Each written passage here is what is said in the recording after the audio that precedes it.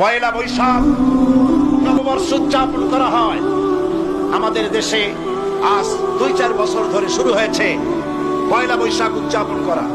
পয়লা বৈশাখে সকাল বেলায় বাসন্তী রঙের শাড়ি পরে সারা রাত রাস্তায় আলপনা এঁকে রমনা লেকের পাশে গিয়ে যুবতী আর যুবকরা বাসন্তী রঙের শাড়ি পরে সূর্য উদয়ের পানে করজোড়ে সেদিকে তাকিয়ে বলে, এসো হে নববৈশাখ স্বাগতম হে।